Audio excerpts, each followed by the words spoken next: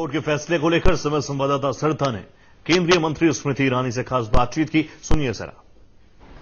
केंद्रीय मंत्री स्मृति जुबिन ईरानी हमारे साथ हैं, उनसे हम बात करते हैं। मैम, कलकत्ता हाई कोर्ट ने बंगाल हिंसा को लेकर पश्चिम बंगाल सरकार को तगड़ा झटका दिया और कटघरे में खड़ा किया है, क्या वही? आज हाईकोर्ट का ये जजमेंट इस बात का संदेश है बंगाल की जनता को कि जो लोग लोकतंत्र में विश्वास करते हैं उनको पूर्णतः न्याय मिलेगा। असंख्य हमारे कार्यकर्ताओं की हत्या हुई, महिलाओं का बलात्कार हुआ, उनका दोष मात्र ये कि वो भारतीय जनता पार्टी के समर्थक अथवा कार्यकर्ता हैं।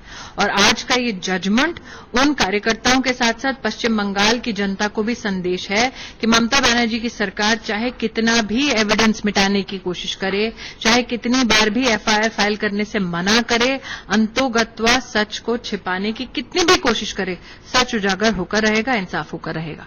एविडेंस की बात की आपने। पश्चिम बंगाल के जो टीएमसी के कार्यकर्ता है या फिर उनके नेता है, वो कह रहे हैं कि जो भी एविडेंस वहां पर कोर्ट में दाखिल किए गए वो उसमें कोई ऐसा तथ्य ही नहीं। देखिए, ममता बनर्जी की तरफ से भी तो केस में किसी ने अपनी हाजिरी लगाई, इसका मतलब वो भी तथ्य पेश नहीं कर पाए।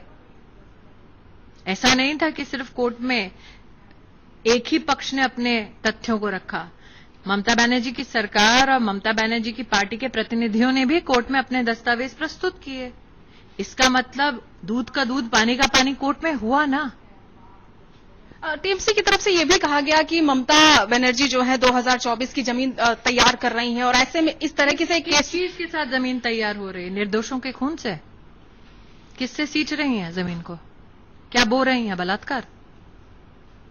उनके कार्यकर्ता साफ साफ कोर्ट के भी जो आदेश है उस पर भी सवाल खड़े कर रहे हैं। हाँ, क्यों नहीं करेंगे? उनको लगा था सरेआम वो बलात्कार करेंगे, मर्डर करेंगे, रोकने वाला कोई नहीं होगा। अब रोकने के लिए, अंकुश लगाने के लिए कोर्ट आया है, इसलिए कोर्ट पे टिप्पणी कर रहे हैं। आपको इतनी आप आश्चर्यचकित क्यों हैं? वो लॉलेसनेस में बिलीव करते हैं, विश्वास करते हैं, कानून में कहां विश्वास करते हैं। इसलिए कानून की टिप्पणी को इस प्रकार से वो रिएक्ट तो करेंगे ही। कोर्ट ने फैसले के साथ साथ मुआवजे की भी बात की है, क्योंकि पीड़ित में सबसे ज्यादा जो है वो भारतीय जनता पार्टी के कार्यकर्ता हैं। देखिए, पीड़ित में किसकी संख्या क्या है ये कहना भी कितना अमानवीय है। कोर्ट ने अपनी जुडिशियल ड्यूटी का निर्वाह किया। मैं कार्यकर्ता के नाते बोलना चाहती हूँ आज आपको कि जिसका बलात्कार हुआ उसके लिए क्या पैसे का मोल है या इंसाफ का मोल है? हिंसा के बाद से ही बीजेपी के कई कार्यकर्ता या फिर वहां पर जो माहौल बना वो काफी डरावना था। लोग वहां पर डरे थे, वहां से कूच कर रहे थे, कुछ दिल्ली आके रह रहे हैं, कुछ अलग अलग जगहों पर रह रहे हैं। क्या लगता है कोर्ट की तरफ से जो फैसला आएगा तो न्याय पूरी तरीके से मिल पाएगा? निश्चित रूप से एक समय अवधि में कोर्ट ने अपेक्षा व्यक्त की है कि दस्तावेज उनके सामने प्रस्तुत किए जाएंगे और मेरा ये विश्वास है कि उस एविडेंस के आधार पर न्याय होगा।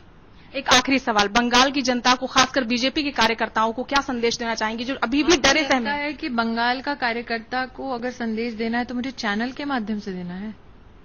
आपको लगता है वो कार्यकर्ता मेरे संपर्क में नहीं है, संगठन के संपर्क में नहीं है? बहुत बहुत शुक्रिया। तो ये थे हमारे साथ स्मृति जुबिन ईरानी जी, जिन्होंने साफ तौर पर पश्चिम बंगाल के जो फैसला आया है कलकत्ता हाईकोर्ट की तरफ से उस पर अपना बयान दिया।